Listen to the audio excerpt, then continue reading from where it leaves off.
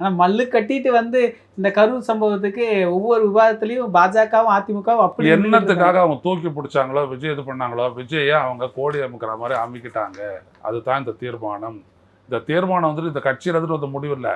இது மயிலாப்பூர் கிட்ட இருந்தோ வெஸ்ட் மாம்பலத்துக்கிட்ட இருந்தோ அந்த அட்வைஸ் தான் அது. இல்லாட்டி இவங்களுக்கு தெரியுமா அந்த மாதிரிலாம் பண்ணுறதுக்கு? அப்படியே சைலண்ட்டாக கூப்பிடு, இப்படி ஒரு தீர்மானம் போட்டு வச்சுக்கோ, அப்புறம் நம்ம எப்படி வேணாலும் பண்ணிக்கலாம். அதானே இது. ஆனா அட்டாக் பண்றாங்களா சார்? ஆதவர்ஜுனா சொல்றாரு, இவங்க வேற நாங்க இது பண்ணிட்டு இருக்கிறோம், சும்மா சின்ன பிள்ளைங்க மாதிரி கொடி வந்துருச்சு அது வந்துருச்சு இந்த எதிர்கட்சி எல்லாம் பண்றாங்க. விஜய் பேச சொல்லுங்க சார், விஜய் பேச சொல்லுங்க. விஜய்க்கு எழுதி கொடுத்துருப்பாங்க சார், அது விட்டுருப்பாரு, பேப்பர் மிஸ் ஆயிருக்குல்ல.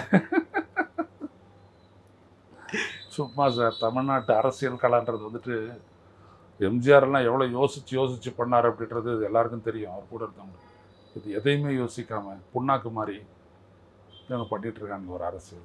அப்ப எடப்பாடி கூட்டணி ஐயா இந்த கூட்டணிக்கு போறாருங்க, உறுதியா எடுத்துக்கலாம். ஏங்க நான் சொல்றேன், எதுக்கு இந்த தீர்மானன்றதை கொஞ்சம் யோசிச்சு பாருங்களேன் நீங்க.